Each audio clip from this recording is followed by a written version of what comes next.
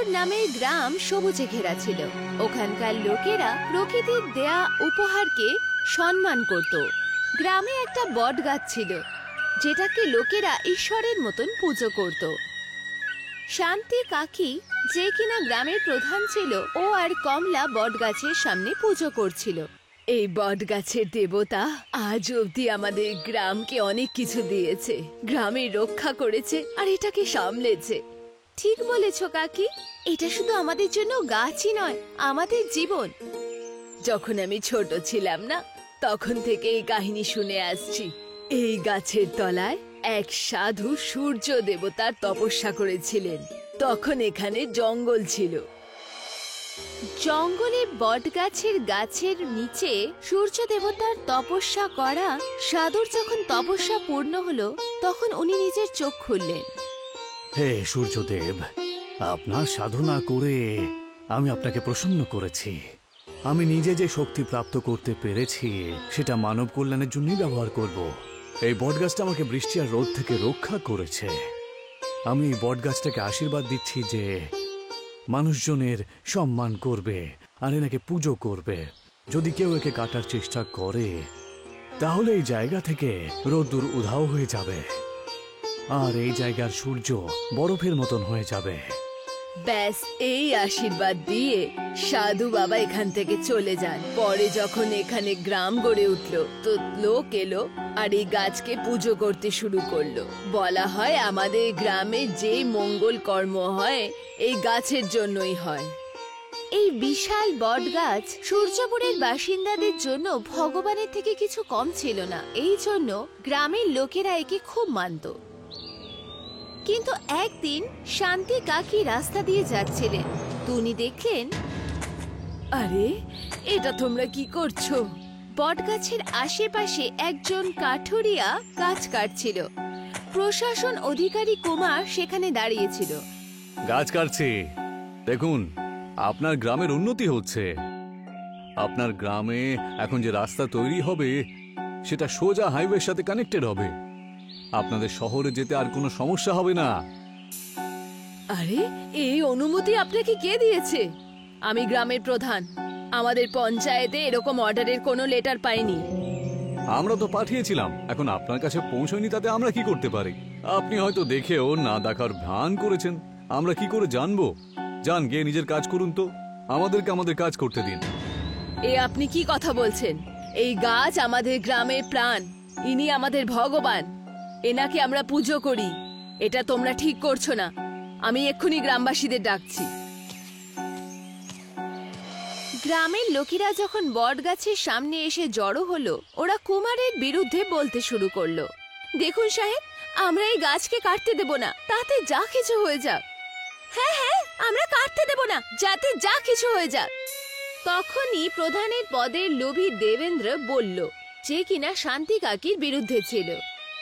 এই তোমরা দাঁড়াও দাঁড়াও, আরে সরকারের কাছ থেকে অর্ডার এসেছে গাছ কাটার জন্য, তাই তার সাথে গন্ডগোল করলে সমস্যা হবে কিন্তু।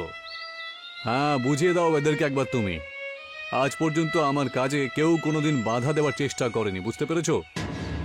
স্যার আমি তো বুঝিয়ে দিচ্ছি, কিন্তু এরা তো বোঝার চেষ্টাই করে না। দেবেন্দ্র ভাই, আপনি তো অন্ততপক্ষে এরকম বলবেন না। ওরা আমাদের বট গাছটাকে কাটার কথা বলছে, আমরা এরকমটা হতে দেব না। কাঠুরিয়া গাছের কিছু অংশ কেটে ফেলেছিল। দেখো, তোমরা কিন্তু এটা খুব অন্যায় করছো। সরকারের কাজে বাধা দেওয়ার মানে হলো আইন নিজের হাতে তুলে নেওয়া। তোমরা এখান থেকে সরে যাও বলছি, নাহলে তোমাদের উপরেও আইনের ব্যবস্থা নেওয়া হবে।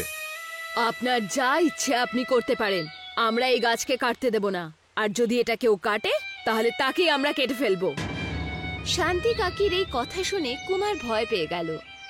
দেখুন, এখন আমি চলে যাচ্ছি, কিন্তু কয়েকদিন পর আবার ফিরে আসবো আর পুলিশ নিয়ে আসবো সঙ্গে করে। আর সেদিনকে আমি দেখবো যে তোমরা এই গাছটাকে কি করে আটকাও, বুঝতে পারলে? গাছের ভেঙে যাওয়া শাখাকে পড়ে থাকতে দেখে শান্তি কাকি বলল, এই লোকেরা শেষ অবধি এই গাছের শাখা কেটেই ফেললো। কাকি, এখন আমরা কি করব? ওরা তো আমাদের কথাই শুনতে চাইছিল না।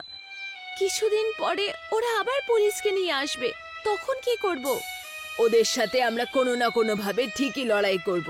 আমার চিন্তা হচ্ছে গ্রামে আসার বিপদ নিয়ে। যদি ওই সাধুর আশীর্বাদ সত্যি হয় তো হে ঈশ্বর, আমার গ্রামকে রক্ষা করো।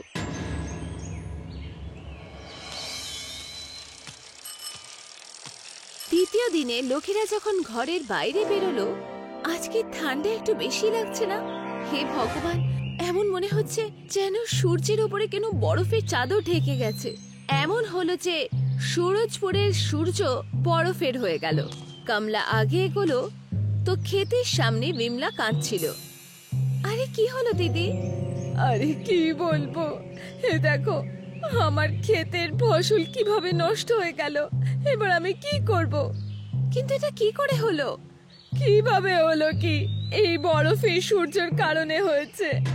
কমলা আর বিমলা শান্তি কাকির বাড়ি পৌঁছালো। কাকি কি হয়েছে? আরে এই ঠান্ডার জন্য আমার ভালোবাসার ষাঁড় মারা গেছে।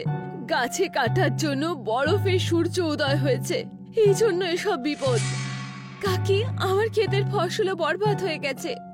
ওরা গাছের শাখা কেটেছে, তাতে এই অবস্থা। বরফের সূর্য উদয় হয়েছে। ভাবো, যখন ওই অফিসার যখন নিজের লোকেদের সাথে এসে এই গাছ কাটবে, তখন কি হবে? এই বরফের সূর্য তো পুরো গ্রামকে মেরেই ফেলবে। আমাদের কিছু করতে হবে। ওই অফিসার আমাদের কানুনের জোর দেখাচ্ছে, আমাদেরও সেই কানুনের সাহায্যেই লড়াই লড়তে হবে। কমলা, বিমলা, একটা কাজ করো। শান্তি কাকির কথাতেই ওনার বাড়িতে গ্রামের লোকেরা একাঠা হলো। দেখো ভাইয়েরা আর বোনেরা, এখানে আসা প্রশাসন অধিকারী আমাদের বট গাছ কাটতে চায়। ওই দিন উনি যে গাছের শাখা কেটেছেন, তাতে আমাদের গ্রামে যে বরফে সূর্য উদয় হয়েছে, সেটা আমাদের জন্য বিপদ বাড়িয়ে দিয়েছে। কৃষকদের ফসল নষ্ট হয়েছে। গ্রামের ছাগল, বাছুররা, গরু, মোষ সব মরতে চলেছে। মানুষ অসুস্থ হতে শুরু করেছে। ভাবো, যখন গাছ পুরোটাই কেটে ফেলবে, তখন কি হবে? ধ্বংস হয়ে যাবে। এখন আমরা একটাই কাজ করতে পারি।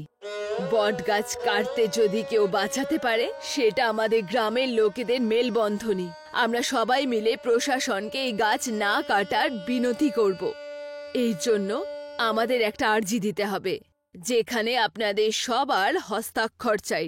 তখনই বিরোধী পক্ষের দেবেন্দ্র বলল, শান্তি কাকিমা, গ্রামের লোকেদেরকে আপনি বোকা বানাবেন না। আরে আমরা যদি চিঠি পাঠাই, তাহলে কি প্রশাসন মেনে নেবে? দেবেন্দ্র বাবু, আপনি তো চুপই থাকুন। আরে গ্রামের লোকেরা বলবে যে গাছটা না কেটেই একটা রাস্তা তৈরি করা যায়। প্রশাসন কি তাহলে মানবে না? নিশ্চয়ই মানবে, নিশ্চয়ই মানবে। শান্তি কাকি যেরমটা বলছে, আমরা সেরমটাই করব। গ্রামবাসীরা তো তৈরি ছিল, কিন্তু দেবেন্দ্র কুমারজির অফিসের কেবিনে পৌঁছালো। দেখুন স্যার, ওরা যদি প্রশাসনের কাছে চিঠি পাঠায়, তাহলে গাছ তো কাটা হবে না। আরে ওদের চিঠির আমি এদিক ওদিক করেই ছাড়বো। ওরা আমার কাজটাকে আটকে দিয়ে আমার আত্মসম্মানে আঘাত পৌঁছে দিয়েছে। আমি ওদেরকে ছাড়বো না।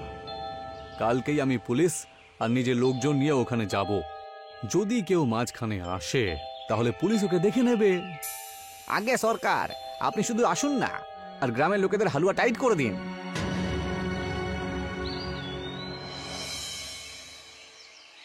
অন্যদিন কুমারজি যখন নিজের লোকের সাথে গাছ কাটতে পৌঁছালো, না, আমরা আপনাকে এই গাছ কাটতে দেব না। দেখুন, আমাদের কাছে অর্ডার রয়েছে যে এই গাছটা আমরা কাটতে পারবো। আপনারা মাঝখানে এলে কিন্তু আমাদেরকে গ্রেপ্তার করতে হবে আপনাদের। কিন্তু আমরা আর্জি করেছি যে এই গাছটা না কেটেই আপনারা রাস্তা তৈরি করুন। দেখুন, এইসব কিছু আমরা শুনতে চাই না। আপনারা আমাদের কাজ করতে দিন তো। শান্তি দেবী, আপনি কেন বলুন তো গ্রামের উন্নতি করতে দিতে বাধা দিচ্ছেন? আরে গ্রামের বিকাশ করার জন্যই আমি প্রধান হয়েছি। এই গাছকে যদি কাটো, তাহলে আমাদের গ্রাম শেষ হয়ে যাবে। আপনি এই বরফের সূর্য দেখতে পাচ্ছেন না? এইসব আপনি যে ক্ষতি করেছেন, এর জন্যই হয়েছে। গাছটা না কেটেও পাশ দিয়ে তো রাস্তা তৈরি করা যায়। আরে এইসব কথা আমি শুনতে চাই না। এই শোনো, তোমরা গাছ কাটতে শুরু করে দাও। গ্রামের লোকেরা গাছের আশেপাশে দাঁড়িয়ে পড়ল। তখন ইন্সপেক্টর বলল, মনে হচ্ছে তোমরা এইভাবে আমাদের কথা শুনবে না। তোমাদেরকে হালুয়া টাইট করতেই হবে। আমি সবাইকে বলতে চাই যে প্রশাসনকে নিজের কাজ করতে দাও, নইলে কিন্তু ভালো হবে না। দেবেন্দ্র, তুমি রাজনীতির চক্করে গ্রামের ক্ষতি করতে চায় এমন লোকেদের সাথ দিও না, নইলে ভালো হবে না। শুনুন দিদি, আপনি একটু চুপচাপ থাকুন তো। আমাদেরকে আমাদের কাজ করতে দিন। না, এরকমটা আমি হতে দেব না। তখন একজনের আওয়াজে সবার মন ওই দিকে গেল। ইনি কুমারজি সিনিয়র অফিসার ছিলেন। এই দাঁড়াও। স্যার, আরে স্যার, আপনি এইসব কি হচ্ছে কুমার? ওদের আবেদন জানানোর পরেও প্রশাসন ওদের আবেদন মেনে নিয়েছে, কিন্তু তুমি ওদের আবেদনকে অস্বীকার করছো। তুমি তো জানো এটা করা অন্যায়। যখন গাছ কাটা ছেড়ে রাস্তা তৈরি করা যাবে, তুমি লোকেদের মানসিকতায় আঘাত কেন দিচ্ছ? হ্যাঁ, আমি তোমাকে এই অর্ডারটা দিচ্ছি যে এই গাছটা কাটা যাবে না, আর রাস্তাটা গাছ না কেটেই তৈরি করো। বুঝতে পেরেছো? আগে স্যার, ইন্সপেক্টর বাবু, আপনিও একটা জিনিস বুঝে নিন, গ্রামের লোকেদেরকে বিরক্ত যেন না হয়, ঠিক আছে? ওকে ওকে স্যার। আপনাকে অনেক ধন্যবাদ। আপনার আসার জন্য আমাদের ঈশ্বর সমান এই বট গাছ বেঁচে গেল। এখন এই বরফের সূর্য সমান হয়ে যাবে, নয়তো গ্রামে আসা বরফের সূর্য আমাদের জীবন শেষ করে দিচ্ছিল। শান্তি দেবী, আপনি নিশ্চিন্ত থাকুন, এই গাছের কোনো ক্ষতি হবে না। আপনাদের গ্রামের সূর্য আবার নর্মাল হয়ে যাবে। যখন গ্রামের প্রশাসন অধিকারীরা চলে গেল, তো নিজে থেকেই বরফের সূর্য নরমাল হয়ে গেল। বাহ, গাছ কাটার কথা শেষ হলো, তাই সবকিছু আগের মতো হয়ে গেল। দেবেন্দ্রের মতন লোকেরা তো আসবে আর যাবে, কিন্তু আমাদের একসাথে থাকতে হবে আর নিজেদের গ্রামকে সুরক্ষিত রাখতে হবে। আসো তোমরা সবাই, আমরা বট গাছের পুজো করি।